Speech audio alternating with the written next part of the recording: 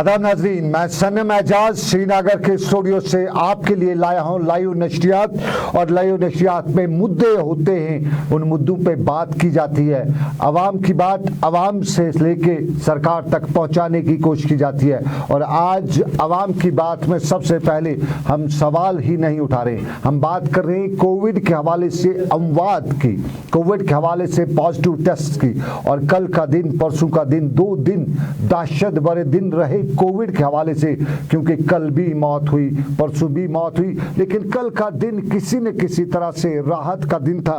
Positive cases की तादाद कल 61 थी, परसों 400 थी, और आज 400 और 61 में फर्क। और ये फर्क के हवाले से गुफ्त शनीद ना कहें, बल्कि बहस शहर में थी, बहस गली नुक्कड़ में थी। पूछ रहे थे, बता रहे थे, चर्चा हो रही थी कि आखिर परसों 300, 400, 500 आए दिन आ रहे थे, फिर 61 पे कैसे आ गया। क्या टेस्ट जो हैं, वो जो रेट ऑफ टेस्ट जो है, वो सीवियरिटी जिसे हम कहते हैं, वो कम हो गई क्या, ये पूछा जा रहा था। या ये भी पूछा जा रहा था कि कुछ हंगामा बरपा हुआ था टेस्ट की क्रेडिबिलिटी पे, कहीं वो तो असर तो नहीं है, उसका असर तो नहीं है कि बात वो निकली कि बात दूर तक चली गई। और उसके बाद कहीं न कहीं एहतियात बरती गई। पहले इल्ज़ाम ये भी लगाया गया, पूछा जाने लगा, बहस की जाने लगी, क्या कहीं पहले हेड टेल तो नहीं होता था, एक इधर, 2 उधर, 2 इधर, 3 इधर, कहीं पहले ये तो नहीं हो रहा था।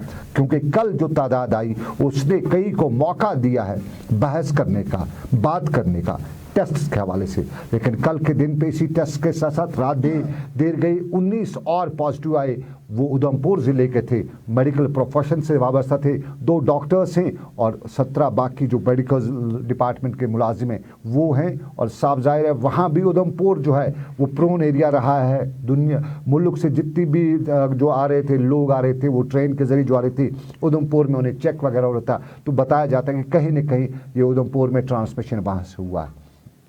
ये टेस्ट की बात जिस पे बहस हो रही है। लेकिन आज दूसरी बहस भी थी, और बहस थी कि कल मार्केट खोला जाएगा, परसों खोला जाएगा, तरसों खोला जाएगा, या आज खोला जाएगा, कब खोला जाएगा, ये बहस भी थी। और इसी बहस में आपको याद होगा कल भी डिस्ट्रिक्ट एडमिनिस्ट्रेशन के साथ ताजर बरादरी की मीटिंग हुई, कल भी इस पर बहस की गई और आज भी बहस की गई।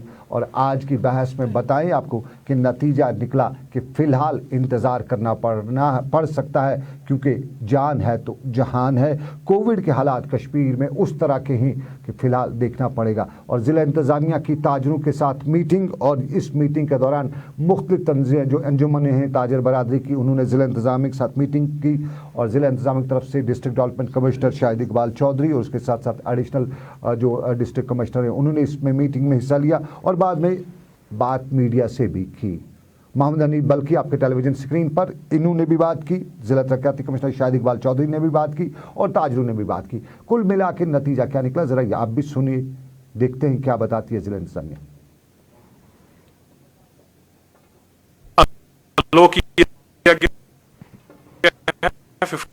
50% शॉप्स ओपन करने के लिए, तो हमने बड़ी एलाबोरेट डिस्कशन करके इनसे एक सजेशंस भी लिए हैं, और सेक्टर वाइज हमने उसको ओपन करने का डिस्कस किया है।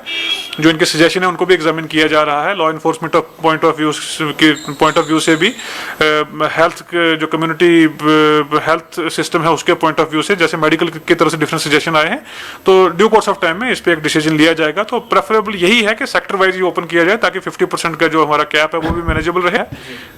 एक आपके पास सिचुएशन अवेलेबल है, आपके सामने है कि नंबर ऑफ केसेस कितने हैं और कितना ट्रांसमिशन है। 54 सिटी में हमारे पास रेड जोन है। हम सिर्फ मार्केट ही की बात नहीं कर सकते हैं, हमें पूरा होलिस्टिक एक व्यू लेने की जरूरत है। और नी जर्क रिएक्शन पे एडमिनिस्ट्रेशन नहीं चलती कि किसी ने सोशल मीडिया पे क्या क्या दिया उसका रिस्पॉन्स से हम डिसीजन ले लें, ऐसा नहीं होता है। स्टेक होल्डर्स को ऑन बोर्ड भी लिया है।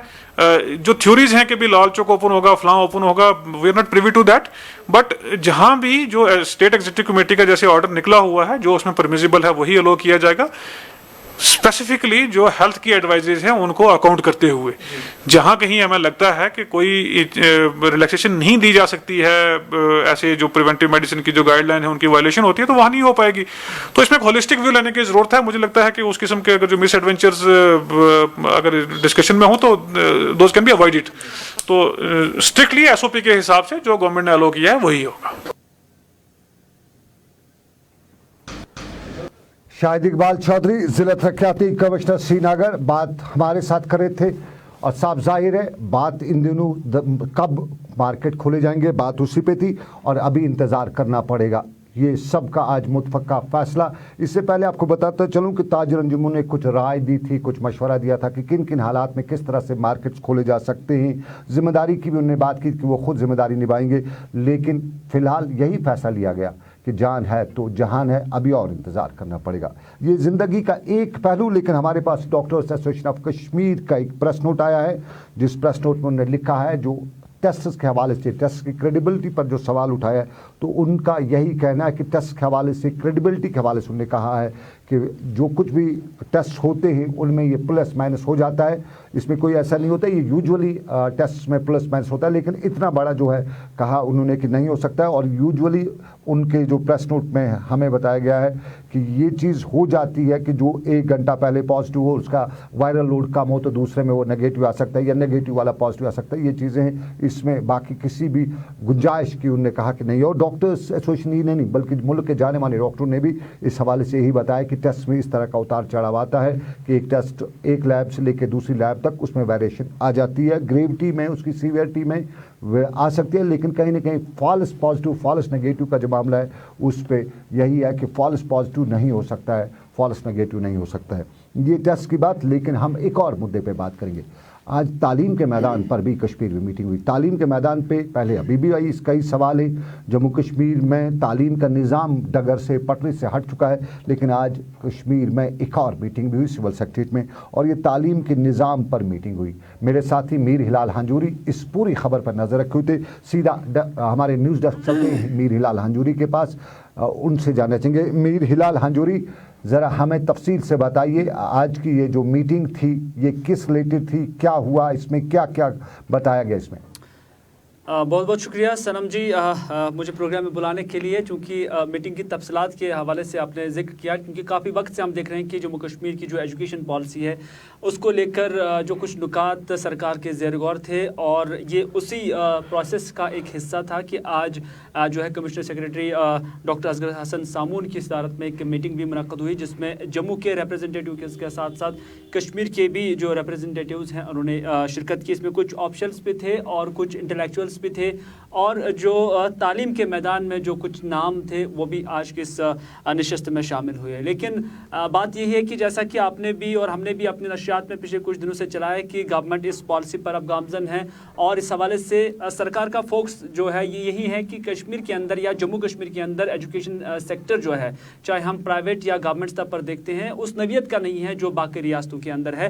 क्योंकि हर साल तकरीबन एक अंदाज़ा लगाया जाता है कि जहाँ 12वीं जमात के जो बच्चे हैं तकरीबन 60,000 के आसपास जो 12th पास करते हैं, और उसके अंदर भी हम देखते हैं कि लगभग 15 से 20,000 के करीब जो बच्चे हैं वो बाहर दूसरी रियासतों में फर्दर एजुकेशन हासिल करने के लिए जाते हैं। तो इस पर सरकार का फोकस है, और सरकार चाहती है कि यहीं पर जो एजुकेशन का जो बुनियादी ढांचा है उसको मजबूत से मजबूतर किया जाए, ताकि ये बच्चे भी फिर जम्मू कश्मीर के अंदर ही पढ़ सकें और तालीम हासिल कर सकें। लेकिन बिल्कुल इसके लिए, चूँकि इसके लिए एक बुनियादी ढांचा होना बहुत ज़रूरी है, और सरकारी स्तर पर हम देख रहे हैं कि काफ़ी सारे लूप होल्स है, और क्या वहाँ पर बिल्डिंग स्ट्रक्चर है, और इसके साथ साथ मैन पावर या टीचिंग फैकल्टी को लेकर आई रोज़ जितने भी इंफ्रास्ट्रक्चर अभी एग्जिस्ट है हमारे, इस पर भी सवाल उठाए जाते हैं। तो इसमें प्राइवेटाइजेशन या प्राइवेट सेक्टर का आना बहुत ज़रूरी था। तो हिलाल मतलब कश्मीर में कोटा के तर्ज पे प्राइवेट इंफ्रास्ट्रक्चर को डेवलप करने की बात की गई है इस मीटिंग में, क्या ऐसा कुछ है या कुछ और है? जी बिल्कुल, इसमें यही कहा गया है, क्योंकि सरकार का नज़रिया भी यही है कि इसमें प्राइवेट प्लेयर्स जो है खासतौर पर जिन्हें एजुकेशन में कोई महारत होगी तो वो इसमें आने चाहिए और वो यहाँ पर इन्वेस्ट कर लेने चाहिए। प्राइवेट प्लेयर कैसे आएगा ये भी बताइए, और यहाँ के लोग इसमें कहाँ पे शामिल होंगे? बिल्कुल, हम सभी पे बात करते हैं, जैसा कि कुछ तजावीज़ भी रखी गई हैं, और इसमें जो ज़राए के हवाले से हमें खबर मिली है वो यही है कि सरकार इस बात के लिए तैयार है कि जो भी कोई यहाँ पर कोई एजुकेशन का ढांचा, खासतौर पर कॉलेज लेवल का कोई ढांचा खड़ा करना चाहेगा तो उसके लिए 25% जो है उन्हें सब्सिडी दी जाएगी या इंसेंटिव्स दिए जाएंगे। यानी अगर 1 करोड़ रुपए किसी भी ढांचे पर खर्च हो जाएगा तो उसके लिए जो 25% है वो सरकार देगी और वो उन्हें वापस नहीं अदा करना होगा, नंबर 1। नंबर 2, अब इसमें एक अहम चीज़ है कि इसमें नेशनल लेवल के लोग आ सकते हैं, और सरकार सरकार उन्हें बैंकिंग फैसिलिटी के साथ साथ जो लैंड अलॉटमेंट है उसमें सरकार उन्हें मदद फराहम करेगी। ये बात अहम है कि जम्मू कश्मीर से बाहर भी अब लोग यहाँ पर आ सकते हैं, इन्वेस्ट कर सकते हैं और यहाँ पर चाहे एजुकेशन की हम बात करते हैं तो इसमें भी अपना ढांचा वो यहाँ पर खड़ा कर सकते हैं। लेकिन अहम बात ये है कि क्या इसमें जम्मू कश्मीर के लोगों को कोई रिलैक्सेशन दी जाएगी या इन्हें कोई प्रायोरिटी दी जाएगी, इस पर अभी बात नहीं हुई है और इस पर सरकार का मौक़िफ़ भी अभी सामने नहीं आया है। हिलाल ने बता दिया कि बाहर के जो एजुकेशन प्लेयर्स हैं वो सरकार की एजुकेशन इन्वेस्टमेंट पॉलिसी का हिस्सादार बन सकते हैं, जो मीटिंग हुई उसी वाले से। लेकिन मज़ेदार बात जो आप तक नाज़रीन हम पहुंचाना चाहेंगे, हिलाल ने भी बता दिया कि 25% इंसेंटिव्स मिलेंगे जो बाहर के प्लेयर्स आएंगे, ज़मीन भी मिलेगी जो बाहर के प्लेयर्स आएंगे। हिलाल, कुछ ज़मीन की कीमत वगैरह कि आपके पास क्या खबर है, क्या रखी गई है, कितनी ज़मीन की कीमत देनी पड़ेगी, ज़रा देखिए इन चीज़ों पर अभी जो है कोई बात नहीं हुई है, लेकिन ये मॉडलिटीज़ अभी बाद में तय की जाएंगी। फ़िलहाल जितने भी स्टेक होल्डर्स हैं, ख़ासतौर पर जो एजुकेशन के मैदान में काम कर चुके हैं या कर रहे हैं, उन्हीं से सलाह मशवरा, उन्हीं से तजावीज़ जो है वो ली जा रही थी। तो इसमें एक बात ये भी अहम है क्योंकि हम देख रहे हैं कि आज तक बहुत सारे लोग यहाँ से जो परस्यू कर चुके हैं कॉलेज के एस्टैब्लिशमेंट के लिए या यूनिवर्सिटीज़ के लिए, चाहे हम जमियत अहले हदीस की जो ट्रांस वर्ल्ड यूनिवर्सिटी है उसका जिक्र करेंगे या शेखुल आलम यूनिवर्सिटी जो कि कारवान इस्लामी जम्मू कश्मीर की जन्म से है, और शायद जो सिख तबके से लोगों की उनकी भी एक तजवीज़ थी, शायद जहाँ तक मुझे याद है कि उनकी भी एक तजवीज़ थी कि वो भी चाहते थे यहाँ पर गुरु नानक यूनिवर्सिटी यहाँ पर कायम की जाए। लेकिन इन्हीं यूनिवर्सिटीज़ ने एक प्रोसीजर जो है काफ़ी तय किया और उनके लिए ज़मीनें भी सरकार ने कहीं ना कहीं मखसूस की थी। लेकिन क्या उन्हें कोई इसमें प्रायोरिटी दी जाएगी क्योंकि उन्होंने आधा मरहला इस हवाले से पार किया हुआ है? क्या उन्हें अब ये मौका दिया जाएगा कि वो अपनी यूनिवर्सिटीज़ यहाँ पर कायम करेंगे? तो इस हवाले से भी मुझे लगता है कि उन लोगों को भी आगे आना होगा क्योंकि वो जम्मू कश्मीर से ताल्लुक़ रखते हैं और जम्मू कश्मीर के हवाले से जो करिकुलम होगा और या सिलेबस होगा इसको तय करने के हवाले से भी आज बात हुई है। चूँकि ये सिर्फ यूनिवर्सिटीज़ को लेकर आज बात नहीं हुई बल्कि ओवरऑल एजुकेशन डेवलपमेंट या सिलेबस से लेकर जो कम्युनिटी स्कूल्स है उस हवाले से भी आज बात हुई है। लेकिन मुख्य तौर पर इन्हीं लोगों से ये राय ली गई है कि अगर यहाँ पर इन्वेस्टमेंट करनी होगी या कॉलेज जो तामीर करने होंगे इसमें बाहर के लोग किस तरह से आ सकते हैं। चलिए, बहुत शुक्रिया मीर हिलाल हांजूरी, मेरे साथी मीर हिलाल हांजूरी खबर पर पूरी नज़र रखे थे। अब इस सारी सिचुएशन के दौरान कुछ लोगों को एतराज़ात भी हैं इस सारी एजुकेशन पॉलिसी पर। एतराज़ नंबर 1 एतराज़ नंबर 1, पहला एतराज़ ये है कि यहाँ जो बाहर से प्लेयर्स आएंगे उनको इंसेंटिव्स दी जाएंगी। जब भी आप किसी दूसरी स्टेट में बिजनेस करने जाते हैं तो वहाँ के लोकल लोगों को आपको साथ रख के चलना पड़ता है।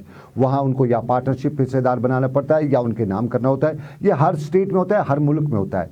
तो क्या कश्मीरियों के लिए ऐसी कोई पॉलिसी है जम्मू कश्मीर में? जब मैं कश्मीर की बात करता हूँ देन इट मीन्स मैं जम्मू कश्मीर की बात करूँ, क्या इनके लिए कोई रिजर्वेशन है इस पॉलिसी में? ये एक एतराज़ है। दूसरा एतराज़ नंबर 2, यहाँ पे इनको इंसेंटिव दी जाएगी 25,000, साथ में ज़मीन भी दी जाएगी। और जो खत खाल हैं इस पूरी पॉलिसी के, जो हमें मालूम हुआ है ज़राया से अब तक, अभी तक ये बाहर निकल के नहीं है, उसमें यह है कि 1 लाख रुपया फ़ी कनाल के हिसाब से ज़मीन दी जाएगी। तो साफ जाहिर है जहाँ श्रीनगर में कश्मीर वादी में करोड़ों की ज़मीन है वो 1 लाख रुपए में, सरकारी ज़मीन ही सही लेकिन तो जम्मू कश्मीर की ज़मीन है, ये 1 लाख रुपए में दी जाने पर कश्मीरी को एतराज़ है। क्यों? इससे पहले भी हमारे कुछ प्राइवेट इंस्टीट्यूशन, कुछ जो इदारे हैं, तालीमी इदारे हैं, उन्हें जो ज़मीनें दी गई हैं बहुत कम सस्ती रेट पे दी गई हैं और उसमें कुछ पैरामीटर्स लिखे गए हैं कि उन पैरामीटर्स में वो यहाँ के लोगों को जॉब देंगे, यहाँ के लोगों को जो ये एडमिशन प्रायोरिटीज़ में देंगे। लेकिन सिर्फ बताया गया, वहाँ पर वो प्रैक्टिकली नहीं होता है। आपको बताऊँ, श्रीनगर के कुछ स्कूल जो है, श्रीनगर के लाल चौक का, राजबाग का या बाकी कुछ स्कूल हैं जो बड़े मिशनरी स्कूल अपने आप को कहते हैं, उनको ज़मीनें जो हैं बहुत कम कीमत पे, उनको जो किराया है उस किराए में कहा जा सकता है कि पीनट्स के बदले में उन्हें वो ज़मीनें दी गई हैं। लेकिन न कभी वो किराया रिव्यू किया गया और ना ही उनको साथ जो एग्रीमेंट हुआ है उस पर अमल आया गया। अब ये बाहर से जो बिज़नेस प्लेयर्स आएंगे, या एजुकेशन प्लेयर्स नहीं होंगे, बिज़नेस प्लेयर्स होंगे, क्योंकि एजुकेशन अब बिज़नेस बना है। तो यहाँ से आम कश्मीरी को क्या फ़ायदा मिलेगा?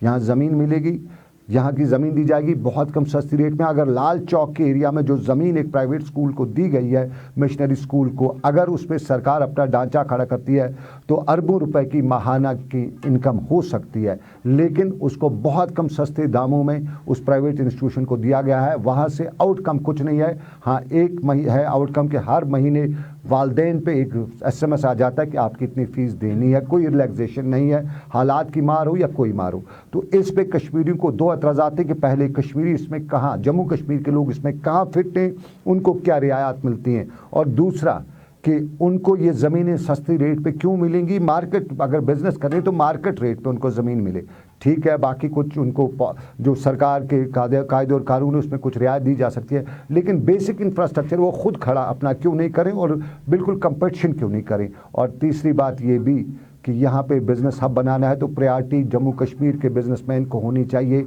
यहाँ खुद का इन्वेस्टमेंट किया कर जो लोग करना चाहते हैं उनको प्रायोरिटी मिलनी चाहिए।